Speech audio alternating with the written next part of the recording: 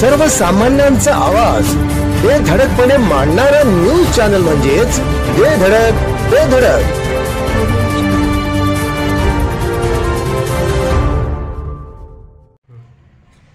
नमस्कार, बेधडक बेधडक न्यूज मध्ये आपल्या सर्वांचं स्वागत आहे। पाहूया आजची धडक देणारी बेधडक बातमी फक्त आपल्यासाठी। रामलिंग फाट्यावर घडलेल्या भीषण अपघातात दुचाकीस्वार जागीच ठार। सांगली कोल्हापूर महामार्गावर हातकणंगले तालुक्यातील रामलिंग फाटा येथे घडलेल्या भीषण अपघातात पोपट गणपती जाधव वय 32 राहणार साठेनगर आळते या दुचाकीस्वाराचा जागीच मृत्यू झाला। हा अपघात रात्री उशिरा घडला असून अपघाताची नोंद हातकणंगले पोलिसात झाली आहे। घटनास्थळावरून मिळालेली माहिती अशी की पोपट जाधव हे काम आटपून रामलिंग फाटा येथे वळण घेत असताना कोल्हापूरहून हातकणंगलेकडे येणाऱ्या 4 व्हीलर वाहनाची त्यांना जोरदार धडक बसली।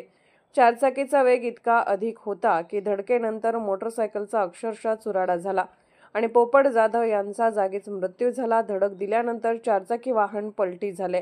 मयत पोपट जाधव यांच्या पश्चात आई, वडील, पत्नी व एक मुलगा असा परिवार असून त्यांच्या मृत्यूमुळे गावात शोककळा पसरली आहे। घटनेची माहिती मिळताच समर्थ रुग्णवाहिका सेवा आणि हातकणंगले पोलीस घटनास्थळी दाखल झाले।